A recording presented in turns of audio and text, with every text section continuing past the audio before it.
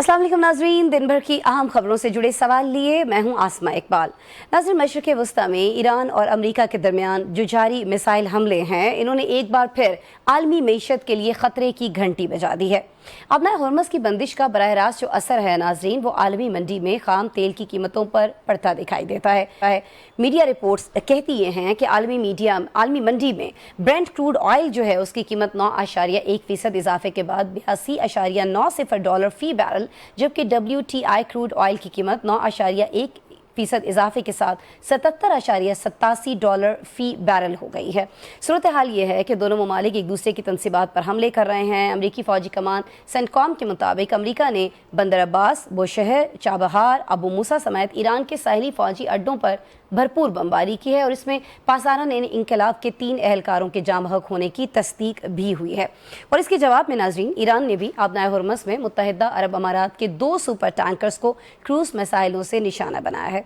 ये जो हमले हैं, इनमें एक भारतीय मल्लाह के हलाक होने की इत्तला आ रही है और ये जो मौजूदा कशीदा सूरत हाल है, इसमें गुज़िश्ता रोज़ बरतानिया ने पासारान इनकलाब और उसकी एक तंजीम पर पाबंदी के बड़े फैसले का ऐलान करके तेहरान पर दबाव बढ़ा दिया है और ईरान ने बिला जवाज़, गैर जिम्मेदाराना और बैनुल अक़वामी कवानीन के मनाफी बरतानिया के इस फैसले को करार दे दिया है। ये जो सारी कशीदा सूरत हाल है, इसके बावजूद हम देख रहे हैं कि डोनाल्ड ट्रंप का ओवल ऑफिस में सहाफ़ियों से गुफ्तगू करते हुए कहना ये था कि ईरान के साथ मुआहिदा अभी भी मुमकिन है। अमन के लिए मुतहरिक नाज़रीन, पाकिस्तान के लिए उम्मीद अफजा बयान है जो डोनाल्ड ट्रंप की तरफ से दिया गया है। ताहम मौजूदा सूरत हाल में अमन का ये टास्क पेचीदा और पहले से ज़्यादा मुश्किल हो सकता है। सवाल यहाँ ये बनता है कि आबनाए हुर्मस पर कंट्रोल का जो ऊँट है वो किस करवट बैठेगा। क्या अमेरिका के इन हमलों में इजराइल भी शरीक होकर बात मजीद बिगाड़ सकता है और क्या बरतानिया और यूरोप की जानिब से डाला जाने वाला ये जो दबाव है, ये तेहरान को मुज़ाकरात की मेज़ की जानिब बढ़ने पर मजबूर कर सकता है। ये जानेंगे हम मशरिक़ वस्ता के इस तनाज़े पर गहरी नज़र रखने वाले दिफाई उमूर major general retired Zahid Mahmood साहब से, जो हमें वीडियो लिंक पर ज्वाइन किए हुए हैं। जनरल साहब, बहुत शुक्रिया, आपने वक्त निकाला। सर, हम देख ही रहे हैं कि ईरान और अमेरिका एक दूसरे पर एतमाद करने को तैयार नहीं हैं। अब बैक चैनल जो डिप्लोमेसी है उसका वाहिद रास्ता ज़ाहिर है पाकिस्तान ही से होकर गुजरता है। कतर चूँकि पीछे हट चुका है, ओमान खुद ईरानी हमलों का शिकार है, तो क्या अकेला पाकिस्तान ये भारी जिम्मेदारी उठा सकता है जनरल साहब? बिस्मिल्लाहिर्रहमानिर्रहीम। सबसे पहले तो बात यह है कि this is a huge conflict. दोनों तरफ बड़े ह्यूज प्राइड कह लें, ह्यूब्रस अप्रोच भी कह लें, मिलिट्री माइट भी है, दूसरी तरफ आइडियोलॉजिकल पावर है। उसका भी जो पहला ही बोझ था वो पाकिस्तान ने ही उठाया। पाकिस्तान ने ये प्रोसेस क्रिएट किया, पाकिस्तान ने ही उस जंग को रुकवाया उस वक्त और बड़ी ह्यूमैनिटी को बचाया। पाकिस्तान ने इन दोनों को 47 साल के बाद एक कमरे में बिठाया और पाकिस्तान ने आइडेंटिफाई करने में मदद दी कि आपके मेन प्रॉब्लम्स और इश्यूज क्या हैं। हैविंग सेड दैट, उसके बाद डेवलपमेंट्स हुई हैं, तो बिल्कुल Pakistan has the capacity, capability, और पाकिस्तान अभी भी विल रखेगा कि इस क्रिटिकल टाइम में, ऐसे टाइम पे जब प्रेसिडेंट ट्रंप जो हैं वो अपनी वॉर पावर यूज करना चाह रहे हैं, अमेरिका में प्रेशर है प्रेसिडेंट ट्रंप के ऊपर कि आप वीक डील क्यों की आपने, और ईरान के अंदर आज तो अभी देख लिया आपने कि पार्लियामेंटेरियंस ने 190 के करीब, मेरे ख्याल में आउट ऑफ 280, उन्होंने खत लिखा है कि जी वो इस MOU को खत्म कर दें। तो एक प्रेशर दोनों वॉरिंग फैक्शंस का बहुत हुआ है। पाकिस्तान अब भी कोशिश करेगा, कंसिडरिंग द सेंसिटिविटीज और इंसानियत को सामने रखते हुए, being a factor of stability, वो इस प्रोसेस को दोबारा बहाल करवाएं जी। But having said that, unfortunate होगा, बट दोनों जो प्रिंसिपल वॉरिंग फैक्शंस हैं, अमेरिका और ईरान, ये उन पे डिपेंड करता है कि वो किस हद तक इस एग्जिट कार्ड से जो दोनों को ऑफ रैम्प दे सकता है फायदा उठा सकते हैं। सही, लेकिन सर ये आलमी थिंक टैंक्स जब पाकिस्तान के हवाले से बात कर रहे हैं, पाकिस्तान के किरदार के हवाले से बात कर रहे हैं, तो जाहिद साहब वो तो ये भी कह रहे हैं कि पाकिस्तान जो है वो आबनाए हुर्मस की सिक्योरिटी के लिए एक बैनुल अक़वामी फ़ंड बनाने की तजवीज़ रख सकता है और इसमें ईरान और ओमान का भी हिस्सा हो सकता है। अब क्या वाक़तन ये तजवीज़ काबिल अमल होगी? पाकिस्तान को आप समझते हैं कि ऐसी कोई तजवीज़ जो है उस पर गौर करना चाहिए, पेश की जा सकती है ये तजवीज़? देखिए, अपेरेंटली तो पाकिस्तान आपको एक नजर आता है प्रोसेस के अंदर एक सिंगल एफर्ट करते हुए, बट पाकिस्तान ये सारा process with the support of their friends कर रहा है जी, जिसमें टर्किया शामिल है, जी जी। इजिप्ट शामिल है, Qatar, Saudi Arabia end of course China. फिर दोनों कंट्रीज का, ईरान का भी और अमेरिका का भी एतमाद उसके ऊपर है। आई डोंट थिंक सो कि पाकिस्तान कभी भी ऐसी ये ठीक है, सोच तो हो सकती है, लेकिन पाकिस्तान भी चाहेगा कि फ्री सीज हो, फ्री ट्रेड्स हो, چائنا بھی یہ چاہتا ہے, یورپ بھی یہ چاہتا ہے, یہ ایک لارجر ایک سینس پریویل ہوتا ہے. However, اگر کوئی ریجنل آرکیٹیکچر بنتا ہے جس کے اندر ریجنل کنٹریز بھی شامل ہوں جی جی اور وہ ایکسیپٹیبل ہوتا ہے ٹو دا ہول ورلڈ, کیونکہ ایک نیو نارمل سیٹ ہوگا, ایک ڈفرنٹ پریسیڈنس ضرور سیٹ ہوگا, without going into legal debate کہ یہ پانی ایران کا ٹیریٹوریل واٹر ہے یا انٹرنیشنل واٹر ہے.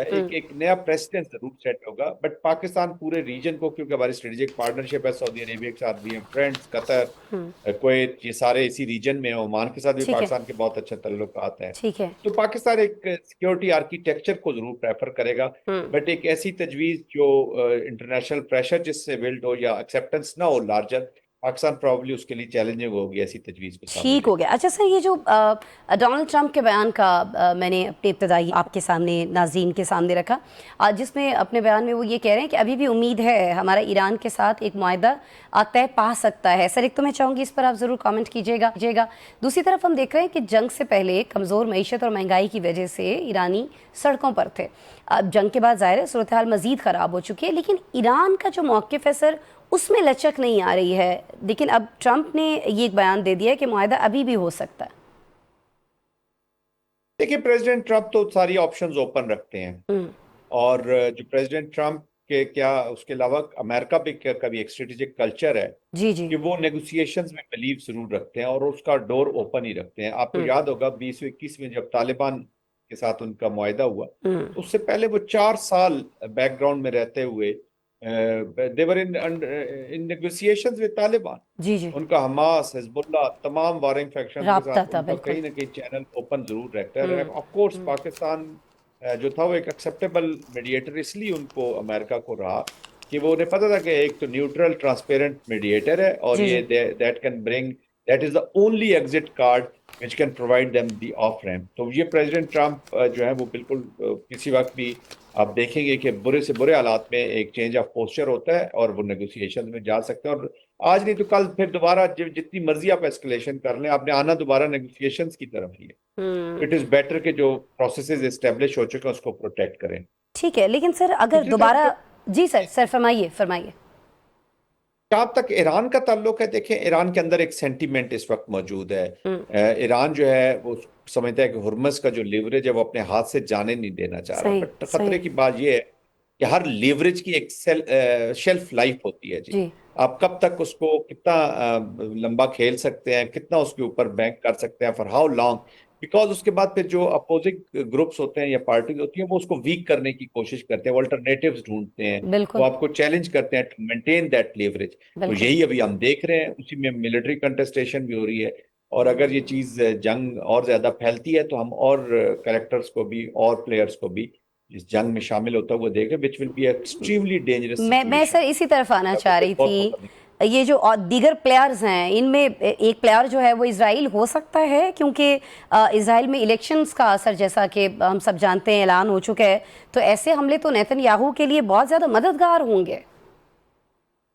جی, اس موجودہ سچویشن جو ہوئی ہے, negotiations, memorandum of understanding sign ہونے کے بعد ہم دوبارہ وار کی طرف جو چلے گئے ہیں, تو اس کا ونر ایک ہی ہے اور دیٹ از اسرائیل. اسرائیل کا سب سے بڑا اینیمی اسما جو ہے اس ریجن میں ہے وہ پیس ہے. پیس ہوتا ہے تو اس کے ایکسپینشنسٹ ڈیزائنز پورے نہیں ہوتے, جو جوئش زائنزم ہے وہ اسپریڈ نہیں ہو پاتا, وہ گریٹر اسرائیل کا پروجیکٹ بند ہو جاتا ہے. تو وہ اس کو پیس کا تو سب سے بڑا دشمن ہے. اور اگر ایک کنٹسٹیشن پھر دوبارہ شروع ہو جاتی ہے in all domains between the Arab world, Iran اور جی سی سی کنٹریز یا عرب ورلڈ کے درمیان میں, تو اس کا تو ونر اسرائیل ہوگا اور اس کو سوٹ کرتا ہے. آلریڈی لارجر پلان یہی ہے کہ جو سیکیورٹی آرکیٹیکچر ہے اس ریجن کا وہ اسرائیل کے ساتھ جڑے اگینسٹ ایران. تو آئی تھنک اس کے لیے تو بہت سازگار ماحول بنتا جائے گا, and it will also help Netanyahu کہ اس کی جو ڈومیسٹک پولیٹیکل سچویشن ہے یا جو ایک اس کو وہ سوٹ کرے گی یہ جو وار ہے یا جو لڑائی ہے, کیونکہ اس نے اپنی عوام کو یہی بے وقوف بنایا ہوا کہ I am your soul protector, جو آپ کو پروٹیکٹ کرے گا ایران کے ان ایول ڈیزائنز کے مقابلے میں. تو اسی پہ وہ پالیٹکس کرتا ہے. یہ جو زائنزمز ہیں, چاہے ہندو زائنزم ہو چاہے جوئش زائنزم ہو, اس کے اندر لا الہ الا اللہ محمد رسول اللہ کو وہ ایک کامن اینیمی رکھتے ہیں. تاکہ اس کے خوف سے لوگوں کو ڈرا کے اپنی پولیٹیکل اپنے مقاصد حاصل کیے جا سکیں. یہ آپ نے بالکل بجا فرمایا جنرل صاحب کہ امن کا جو سب سے بڑا اس وقت دشمن ہے اب وہ اسرائیل ہے، لیکن اس کے ساتھ ہی آپ کی باتوں سے ہمیں یہ بھی امید ہوئی ہے کہ امن کا جو سب سے بڑا داعی ہے پاکستان، اب وہ ابھی بھی ایفرٹس کر رہا ہے، معاملات چل رہے ہیں. ٹرمپ کی جانب سے بھی بیان آ گیا ہے جو یقیناً ہم پاکستانیوں کے لیے حوصلہ افزا ہے، امن پسند لوگوں کے لیے حوصلہ افزا ہے. Let's hope for the best, اللہ کرے کہ چیزیں جو ہیں وہ بہتری کی جانب جا رہی ہوں. لیکن جنرل صاحب آپ نے ہمیں آگاہ کیا سچویشن سے، کیا ہو سکتا ہے، کیا پاسبلٹیز. یہ جی آپ سن رہے تھے میجر جنرل ریٹائرڈ زاہد محمود صاحب کی زبانی. سر بہت شکریہ ہمیں جوائن کرنے کے لیے. ناظرین پروگرام میں ایک بریک شامل کریں گے، بریک کے بعد ملیں گے ہم آپ سے.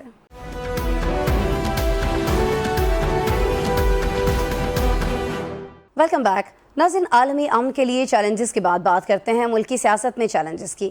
اپوزیشن جماعتیں بالآخر حکومت کے خلاف تحریک چلانے کے لیے جارحانہ موڈ میں دکھائی دینے لگی ہیں. بات کریں گے جے یو آئی کے سربراہ مولانا فضل الرحمان کی، جنہوں نے ملک کے مختلف علاقوں میں جلسے اور کانفرنسز سے خطاب کیا ہے. جماعت اسلامی پیٹرول کی قیمتوں کے حوالے سے حکومت پر دباؤ ڈال رہی ہے. بانی پی ٹی آئی کی بہنوں کو اگر دیکھیں تو وہ بھی سڑکوں پر آنے کی بات کر رہی ہیں اور ایک بڑے دھرنے کے لیے عوام کو تیار کر رہی ہیں.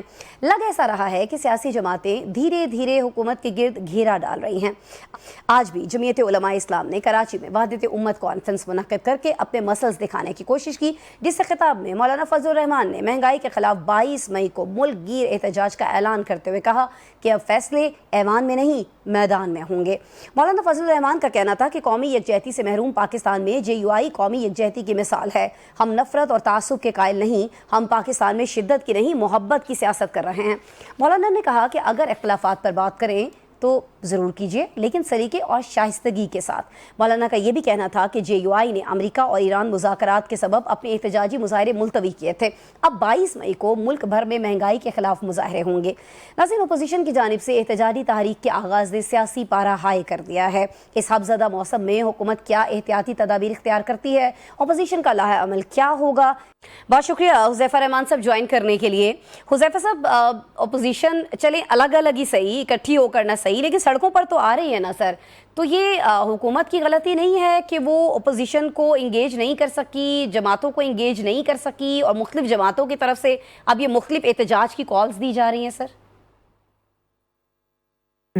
بہت شکریہ مس اسما. گزارش یہ ہے کہ کوئی بھی حکومت یہ نہیں چاہتی کہ اپوزیشن اس کے خلاف سڑکوں پر آئے یا اپوزیشن ایجوٹیشن کر رہی ہو اور حکومت سکون سے بیٹھی ہوئی. جب حکومت میں آپ ہوتے ہیں تو میں سمجھتا ہوں کہ بیڈ آف روزز نہیں ہوتی، یہ کانٹوں کی سیج ہوتی ہے، اور اس میں ظاہر آپ کی کوشش ہوتی ہے کہ اپوزیشن کو آپ انگیج کریں، اپوزیشن سے مذاکرات کریں.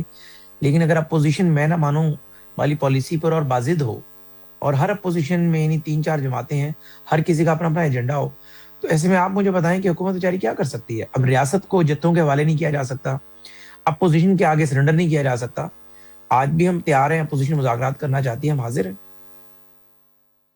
نہیں، لیکن دیکھیں یہ وزیر اعظم اگر صرف ہم پچھلے سال کی بات کریں تو انہوں نے 28 دورے کیے باہر کے. اس سال بھی بیرون ملک کے 6 دورے تو تقریباً ریکارڈ پر ہیں. If I am not wrong, آپ کے علم میں شاید اس سے زیادہ چیزیں ہوں. لیکن یہ اپوزیشن لیڈر کی طرف کیوں نہیں جاتے؟ آپ اچکزئی صاحب سے تو ملے نا، پہلے پی ٹی آئی کو نمٹائیں، پھر فضل الرحمان صاحب کی طرف آئیں، پھر پی پی سے جو آپ کے اختلافات ہیں، پھر ایم کیو ایم سے جو اختلافات ہیں.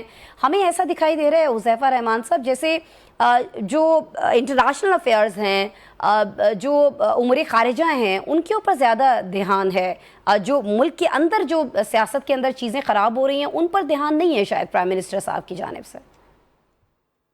ایسا نہیں ہے. وزیر اعظم صاحب آپ نے دیکھا بھی بس پارٹی کو بڑے اچھے طریقے سے انگیج کرتے ہیں، چیزوں کو مینیج کرتے ہیں. جہاں تک چکزئی صاحب کی بات رہی ہے، چکزئی صاحب سے پارلیمنٹ میں بڑی اچھی میٹنگز رہیں. اسمبلی سیشن کے دوران پی ایم صاحب جتنی دفعہ آئے ان کی کرسی پر چل کر گئے.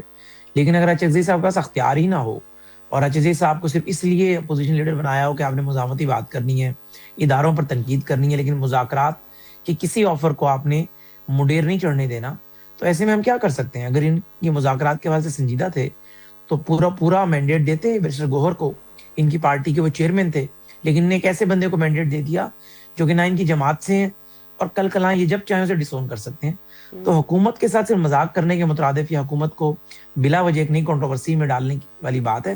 ادروائز میں نہیں سمجھتا کہ اپوزیشن مذاکرات کرنا چاہتی ہے اور حکومت انہیں ہاتھ نہیں پکڑا رہی. باقی جو جماعتوں کا آپ نے نام لیا، ایم کیو ایم کا یا مولانا فضل الرحمان صاحب کا. جی فضل الرحمان صاحب ہمارے بہت اچھے الائی ہیں, لیکن ان کے جو معاملات ہیں, مسائل ہمارے ساتھ تو ہیں ہی نہیں. پنجاب کے تو کسی ایک حلقے میں فضل الرحمان صاحب رنر اپ کیا, تیسرے چوتھے نمبر پہ بھی نہیں تھے. ان کا اعتراض ہی پی ٹی آئی کے ساتھ ہے کہ جو فارم 39 کا الزام پی ٹی آئی ہم پر لگاتی ہے 47 کا, وہ فضل الرحمان صاحب کے ساتھ کے پی کے میں فضل الرحمان صاحب پی ٹی آئی پہ لگاتے ہیں. تو ناراض ہم سے پھر تو ناراضگی بنتی نہیں ہے جب نہ ہم ان کے کیس کے اندر ملزم ہیں نہ وہ ہمارے مدعی ہیں. جن کے وہ مدعی ہیں, جو ان کے ملزم ہیں, تو وہ ان سے بات کریں. اصل میں یہاں پر صرف اقتدار کے حصول کی خاطر آپ سیاست کر رہے ہیں, اور سارے جو آپ کے نظریات ہیں, سیاری تنقید ہے, وہ اسی وجہ سے ہے کہ مجھے اقتدار کیوں نہیں دیا گیا, چاہے پی ٹی آئی ہے, چاہے فضل الرحمان ہے, چاہے باقی لوگ ہیں. نہیں تو آپ سے مولانا فضل الرحمان نے کچھ مانگا ہے؟ کچھ گورنرشپ کے حوالے سے بھی اطلاعات تھیں کہ گورنرشپ کی بات کر رہے ہیں فضل مجھے نہیں پتا الرحمان کہ صاحب. کچھ مانگا یا نہیں مانگا. تو پھر دیکھیے, لیکن ان کا آپ نے خود ہی تو فرمایا نا کہ اقتدار کی سیاست ہے. وہی بتا رہا ہوں. جی جی ظاہر وہ ہمیشہ یہی کہتے ہیں نا کہ الیکشن رگ ہوا, کے پی کے میں میرا مینڈیٹ چرایا. تو مینڈیٹ کا مطلب کیا ہے کہ وہ حکومت وہاں بنانا چاہتے تھے, بلوچستان میں حکومت بنانا چاہتے تھے. اور دوسرا, مولانا صاحب کی جو سیاست رہی ہے ماضی سے, چاہے چیئرمین کشمیر کمیٹی کا معاملہ ہو, یا ان کے بیٹے کو بھی ہم نے کمیونیکیشن کا یعنی نیشنل ہائی وے اتھارٹی اس کے متحدہ دیا, اس کا وزیر بنایا, چاہے اس کی وزارت کا معاملہ ہو. مولانا صاحب کی تو ساری سیاست جو ہے وہ اقتدار کے ارد گرد ہی گھومتی رہی ہے, مفادات کے ارد گرد گھومتی رہی ہے. کوئی اصول کی سیاست تو کبھی نہیں انہوں نے کی. تو اگر آپ یہ سمجھتے ہیں تو اس کا مطلب ہے کہ آپ پھر ان کو کچھ آفر نہیں کر رہے ہوں گے, ان سے بات نہیں کر رہے ہوں گے, تو پھر ہم ان کو احتجاج ہی کی طرف بڑھتا ہوا دیکھیں گے. نہیں, آفر کرنے کے نہ ہم پوزیشن میں ہیں, نہ کے پی کی حکومت ہماری ہے کہ ہم وہ مولانا صاحب کو دے دیں. اچھا, جن کی کے پی کی حکومت ہے, مولانا صاحب اگر ان کے ساتھ چلنا چاہتے ہیں بالکل چلیں. لیکن مولانا صاحب کا بڑا ایک احترام تھا, لیکن کل جس قسم کی مولانا صاحب نے گفتگو کی, میرے دل سے تو کم از کم ان کا احترام ختم ہو گیا. جی اچھا حذیفہ صاحب, مجھے یہ فرما دیجیے گا کہ 6 جولائی کو آپ کو یاد ہوگا ایک کور کمانڈرز کانفرنس ہوئی تھی, اس کا اعلامیہ بھی آیا, لیکن اس کے اعلامیہ میں چند الفاظ میں آپ کے سامنے رکھنا چاہوں گی کہ دہشت گردی کا یہ جو مستقل خاتمہ ہے وہ صرف فوجی کارروائیوں سے ممکن نہیں ہے, بلکہ جو متاثرہ علاقے ہیں ان میں انتظامی اور حکومتی اصلاحات لانا ناگزیر ہوں گی. تو یہ تو ایک طرح سے جو موجودہ حکومت ہے اس پر عدم اطمینان نہیں دکھائی دیتا آپ کو یہ جو سارے الفاظ ہیں؟ نہیں, میں سمجھتا ہوں کہ اس موضوع پر میں کوئی تفصیلی تبصرہ کرنے کی اس لیے پوزیشن میں نہیں ہوں, نہ میں نے وہ پورا آئی ایس پی آر کی پریس ریلیز پڑھی ہے. اور میرا اپنا ایک اسکول آف تھاٹ رہا ہے کہ چونکہ آپ کے دفاع کو اس فوج نے ناقابل تذکیر بنایا ہے, جی اور فوج ویسے بھی انٹرنلی بھی کئی محاذوں پہ انگیج رہتی ہے, تو ان کے متعلق ہم کوئی کھل کر ڈیبیٹ نہ ہی کریں تو بہتر ہے, بجائے یہ کہ ایک نئی کوئی کنٹروورسی کھڑی ہو. اور جو دشمن ممالک کا ایجنڈا ہے کہ اپنی افواج کو, یعنی ہماری فوج کو کسی کنٹروورسی میں ہم گھسیٹیں, جو مولانا فضل الرحمان صاحب نے کیا, میں اس لیے چاہتا ہوں کہ اس موضوع پہ ہم زیادہ بات نہ کریں تو زیادہ بہتر ہوگا. ٹھیک ہے, اچھا چلیں, کور کمانڈرز کانفرنس کا جو اعلامیہ تھا اس پر آپ بات نہیں کرنا چاہ رہے ہیں, لیکن ادارے شماریات کی جو رپورٹ ہے اس پر تو بات کریں گے نا حذیفہ صاحب. میں نے اس لیے بات نہیں کی, میں نے کہا میں نے وہ پڑھا نہیں ہے, اور میں ذرا آدھی معلومات لے کر بات کروں. ٹھیک ہے, میں نے تو آپ کے سامنے وہ رکھ دیا تھا, لیکن ٹھیک ہے چلیں, کچھ اور معلومات جو 12 جولائی کو ادارہ شماریات نے ہم عوام کے سامنے رکھی اپنی رپورٹ کے ذریعے, وہ یہ کہتی ہیں کہ اسلام آباد میں جو آٹے کا 20 کلو کا تھیلا ہے حذیفہ صاحب, اس کی پہلے قیمت تھی 1627 روپے, جو اب بڑھ کر 2800 روپے ہو چکی ہے. باقی چیزیں تو آپ چھوڑیں, امن و امان پر یا باقی چیزوں پر آپ بات نہیں کرنا چاہ رہے, اپوزیشن کو آپ سیریس نہیں لے رہے. یہ جو اب مہنگائی کا ایک مسئلہ ہے, اور خاص طور پر یہ جو نان بھائیوں کی ایسوسیشن ہے, انہوں نے روٹی کی قیمت بڑھانے کا مطالبہ کر دیا ہے, جو عوام واویلا کر رہے ہیں, اس کے بارے میں مجھے بتا دیجیے گا. اور مجھے یہ بھی بتا دیجیے گا کہ یہ جو آپ کل دال اور روٹی کھا رہے تھے 128 روپے کی, یہ کہاں سے ملتی ہے سر؟ I really want to go there, Huzaifa صاحب, آپ ہی کے ساتھ چلے جائیں گے ہم. آپ نے نہیں, آپ کو جانے کی ضرورت نہیں ہے, میں آپ کے پاس آؤں گا, کیونکہ یہ آپ کے دفتر کے قریب ہی ملتی ہے. اچھا, یہ اویکیو ٹرسٹ میں میں نے یہ بات بیسیکلی کی تھی کہ 14 روپے کی روٹی ملتی ہے, اچھا, اور 200 روپے کی دال کی پلیٹ ہے, اور آدھی پلیٹ میں نے کہا میں 2 روٹی کے ساتھ کھانا کھا لیتا ہوں. اور اس کو پھر ہمارے دوست ہیں اسد اللہ صاحب اور ارشاد بھٹی صاحب, انہوں نے پورا ایک پروپیگنڈے کا روپ دھار لیا. تو بیسیکلی بات بھی نان بھائیوں سے شروع ہوئی تھی کہ اسٹل پنجاب میں اور وفاق میں 14 روپے کی روٹی جو ہے وہ مل رہی ہے, اور ہم چاہتے ہیں کہ روٹی اسی ریٹ پہ ملے, چاہے ہمیں سبسڈی دینی پڑے, کسان کو جو ہے سبسڈی دینی پڑے, آٹے کو مزید سستا کرنا پڑے. اس موضوع پہ بات ہو رہی تھی, وہ اس کو 128 روپے پر لے گئے, یہ 256 روپے بنتے ہیں. اگر میں اور آپ اکٹھے مل کر کھانا کھائیں تو انشاءاللہ تعالیٰ میں آتا ہوں کس دن آپ کے دفتر. یہ ویکیو ٹرسٹ کے اندر جو آپ کی اپنی بڑی شاندار کینٹین ہے, یہاں پر ہم 4 روٹیاں لیں گے اور 200 روپے کی دال کی پلیٹ لیں گے, اچھا جو کہ تو 2 بندوں کو کافی ہوتی ہے. پھر باقی 100 روپے کی جو دال ایک عوام بندے کے ہے, لیے ہوتی ہے, تو ہم دونوں کھائیں گے ساتھ. اچھا مجھے ایک بات بتا دینا, یہ جو 1627 روپے کا تھیلا خریدتے تھے, جو 2800 روپے میں خریدنے کی سخت نہیں رکھتے ہیں, وہ بھی ادھر ہی آ جائیں, پھر ہمارے آفس کے قریب آ جائیں, وہ کہاں جائیں بیچارے؟ نہیں دیکھیے, بات یہ کہ میں نے تو بیسیکلی یہ تو آپ بیچاری حذیفہ صاحب آپ تسلیم کریں نا کہ مہنگائی بڑھی ہے, آپ لوگوں نے توجہ نہیں دی ہے. نہیں, مہنگائی تو بڑی ہے, آپ یہ میں تو تسلیم کریں ایڈمٹ کر رہا ہوں. اچھا ٹھیک ہے, یہ آپ نے مان لیا, یہ آپ نے مان لیا. لیکن ایک اور چیز جس کے پیچھے آپ کی بے اعتنائی ہے, وہ مولانا فضل الرحمان صاحب کا جارحانہ لب و لہجہ ہے. لوگ یہ کہہ رہے ہیں, ناقدین یہ کہہ رہے ہیں کہ اس کے پیچھے بھی حکومت خود ہے. اگر آپ اتنی کیئرلیسنس نہ دکھائیں یا آپ یہ شو نہ کریں کہ آپ بادر ہی نہیں کر رہے ہیں نا ان کے احتجاج کو, نہ ان کی کسی اور چیز کی کال کو, تو پھر وہ اسی طرح کے بیانات دیں گے نا. نہیں, ایسی بات نہیں ہے. کوئی کسی سے ڈفرینس آف اوپینین ہو یا کسی پر سیاسی تنقید کرنی ہو, ضرور کریں آپ. لیکن یہ جو مولانا صاحب نے بات کی ہے, تو کوئی میں سمجھتا ہوں کہ کوئی ذی شعور سیاستدان نہیں, ذی شعور انسان بھی کوئی ایسی بات نہیں کر سکتا کہ آپ شہداء کی جس طریقے سے آپ نے تذلیل کرنے کی کوشش کی ہے یا توہین کی ہے, اور خاص طور پر ان کی فیملیز کے زخموں پہ آپ نے نمک چھڑکا ہے, تو اس کی میں سمجھتا ہوں کہ کوئی دلیل نہیں ہے کہ مولانا صاحب کو چونکہ حکومت نے انگیج نہیں کیا ہوا تھا یا انہیں کوئی عہدہ نہیں دیا تھا, ان کو کوئی مطالبہ نہیں مانا تھا, تو اس کے بدلے میں مولانا صاحب نے کیا. نہیں, مولانا صاحب نے جو کیا, میں سمجھتا ہوں کہ انتہائی مولانا صاحب نے ایک غیر ذمہ دارانہ قابل دست اندازی جرم کیا ہے جو قابل گرفت ہے, اور مولانا صاحب کو اپنے بیان پہ نظر ثانی کرتے ہوئے معافی مانگنی چاہیے. اچھا, لیکن اگر وہ معافی نہیں مانگتے ہیں, اور ہم نے دیکھا تھا کہ محمود خان اچکزئی نے جب 29 مئی کو چمن میں ایک جلسے سے خطاب کیا تھا جس پر ان کے خلاف پرچہ ہو گیا تھا, تو جیسے آپ فرما رہے ہیں کہ مولانا فضل الرحمان صاحب کا جو بیان ہے وہ قابل گرفت ہے, اگر وہ معافی نہیں مانگتے ہیں تو پھر کیا ان کے خلاف کوئی مقدمہ ہوتے ہوئے ہم دیکھیں گے؟ جی جی, جب بالکل جو لا آف لینڈ کہتا ہے اس کے تحت ان کے خلاف کارروائی ہوگی. ٹھیک ہے, بہت شکریہ. جو اس ریاست کا قانون ہے وہ سارے شہریوں کے لیے برابر ہے, وہ آسما کے لیے بھی برابر ہے, حذیفہ رحمان کے لیے بھی, محمود اچکزئی کے لیے بھی. اور اگر وہ اپنی اس بیان پر معذرت نہیں کرتے اور اس سے پیچھے نہیں ہٹتے تو بالکل ان کے خلاف کارروائی ہوگی جو کہ لا آف لینڈ ہے اس کے مطابق. اچھا, آپ قانون کی بات کر رہے ہیں, پاکستان میں قانون سب کے لیے برابر ہے, لیکن میں تو یہ حیران ہوں کہ پاکستان میں تو ریٹس بھی سب کے لیے برابر نہیں ہیں. آپ کو روٹی یہ جو ہے ویکیو سینٹر والے یہ 14 روپے کی دیتے ہیں, ہم روٹی منگواتے ہیں, میرے پروڈیوسر نے بھی مجھے بتایا وہ 20 روپے کی ملتی ہے. آپ کو پتہ نہیں 50-60 روپے کی دال کی پلیٹ دے رہے ہیں, ہمیں وہ 220 روپے کی دال کی پلیٹ دیتے ہیں. تو آپ قانون کے برابر ہونے کی بات کر رہے ہیں, یا تو ریٹس ہی برابر نہیں ہے پاکستان میں کسی کے لیے؟ اب اس پہ بریک لگا لیں, لگا دی سر, بولیے. لگا لیں, آپ کے پروڈیوسر ہیں, بات تو سن لینا سر. آپ ایک تو دال وہی انہوں نے 200 روپے یا 220 کی بتائی ہے, میں نے بھی وہی بتائی ہے, لیکن میں نے کہا میں جو ہے وہ جو 200 یا 220 کی دال ہوتی ہے اس کو آدھا کر 2 روٹیاں جو ہے آدھی پلیٹ سے کھا سکتا ہوں. ایک بات تو میری درست ہوگی. دوسرا, آپ کا پروڈیوسر ہے امیر آدمی, میں ایک ورکر کلاس سے ایک سادہ آدمی ہوں, یہ ڈبل روٹی لگواتے ہیں ان سے موٹی. اگر آپ انہیں کہیں کہ جو پنجاب حکومت کا ریٹ ہے اس کے مطابق وہ سنگل پیڑے کی روٹی دیتے ہیں, وہ 14 روپے کی آتی ہے.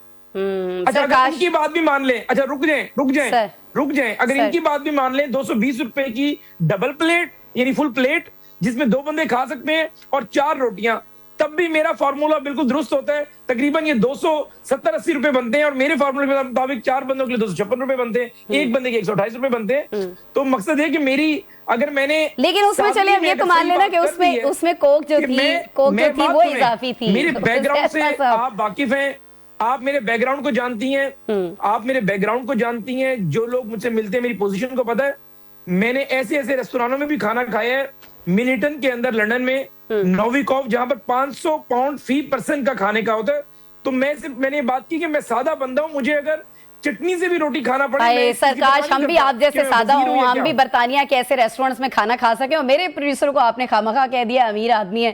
امیر تو آپ ہیں بھائی, آپ برطانیہ جاتے ہیں, میرا پروڈیوسر تو شاید بیچارہ یہ ویکیو ٹرسٹ کا کھانا بھی افورڈ نہ کر سکتا ہو. اللہ کی بندی سنیں, اللہ کی بندی امیر دل کا ہوتا ہے, پیسے سے کوئی امیر نہیں ہوتا. چلے اب یہ بحث کے پروڈیوسر کے لیے ہم نے کمپلیمنٹ دی, اب یہ بحث کسی اور طرف چلی گئی ہے.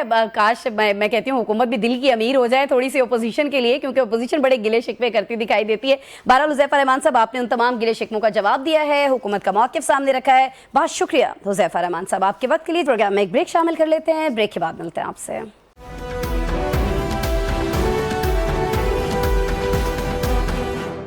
Welcome back. नाज़रीन, अब बात करेंगे कुछ दुनिया की सबसे बड़ी जमहूरियत का दावा करने वाले भारत की, जहां मोदी हुकूमत के आमिराना और फाशिस्ट इक़दामात जो हैं वो जारी है। आज जिससे भारत का जो इंतहा पसंदाना चेहरा है वो एक बार फिर आलमी सतह पर बेनकाब हो चुका है। नाज़रीन, अक़वाम मुत्तहिदा के 3 ख़ुसूसी नुमाइंदों ने भारतीय हुकूमत के नाम एक खुला ख़त और बाज़ाबता मरासला इरसाल करते हुए लाखों मुसलमानों के नाम वोटर लिस्टों से जो खारिज किए गए हैं उस पर वहाँ की हुकूमत से, भारत की हुकूमत से जवाब तलब किया है। नाज़रीन, अक़वाम मुत्तहिदा ने भारत से मजहबी नस्ली बुनियाद पर हज़फ किए गए वोटर्स का जो तफसीली डेटा है, इंतखाबी अमल में इम्तियाजी सलूक न होने के शवाहिद, इस हवाले से उठाए जाने वाले इक़दामात और शहरियों की अपीलों पर फैसलों की मुकम्मल तफसीलात भी मांग ली हैं। अक़वाम मुत्तहिदा के मुताबिक भारत की 12 रियासतों और मरकज़ के ज़ेर इंतज़ाम जो इलाके हैं उनमें मजमूई तौर पर तकरीबन 5 करोड़ 20 लाख नाम हज़फ किए गए हैं, जिनमें मुस्लिम और बंगाली बरादरी को खुसूसन टारगेट किया गया है। और इसकी बदतरीन मिसाल मगरबी बंगाल की है, जहां तकरीबन 91 लाख वोटर्स को इंतखाबी फहरिस्तों से बिल्कुल बाहर कर दिया गया है। इसी हवाले से शहरियों ने तकरीबन 34 लाख अपीलें दायर की और इनका फैसला किए बगैर इलेक्शन करवा लिए गए। अक़वाम मुत्तहिदा का कहना यह है कि वोटर लिस्टों से नामों की बड़े पैमाने पर जो हस्फी है, जो निकाल दिया जाना है, उससे अक़लियतें खुसूसन मुसलमान मुतासर हुए हैं। नाज़रीन, अक़वाम मुत्तहिदा ने यह भी कहा है कि बीजेपी के सरकारी नुमाइंदे अपनी तकारीर से नस्ल परस्ताना रवैयों को फ़रोग़ दे रहे हैं। अक़वाम मुत्तहिदा का मज़ीद ये कहना है कि मोदी सरकार ने इंतखाबी अमल के लिए मसनूई ज़हानत के जदीद टूल्स का मुजरिमाना इस्तेमाल किया है। अक़वाम मुत्तहिदा ने भारतीय हुकूमत को सख्त अल्फाज में खबरदार किया है कि अगर इल्ज़ामात दुरुस्त साबित हुए तो ये बैनुल-अक़वामी इंसानी हुकूक की ज़िम्मेदारियों की संगीन तरीन खिलाफ वर्जी होगी। अब अक़वाम मुत्तहिदा ने मुतालबा भी कर दिया है भारत से कि वो मुतासरा वोटर्स को मुअस्सर कानूनी चाराजोई और हक़ के राय दही के तहफ़्फ़ुज़ को यकीनी बनाए। भारत में क्या हो रहा है, अक़वाम मुत्तहिदा ने इस चीज़ को बेनकाब किया है। दीगर रिपोर्ट्स भी भारत के हवाले से और इस खोखली जमहूरियत के दावेदार के हवाले से आती रहती हैं, जो हम आपसे शेयर करते रहते हैं। बहरहाल कल इसी स्क्रीन पर हम आपसे दोबारा मुलाकात कर रहे होंगे। ख्याल रखिएगा अपना।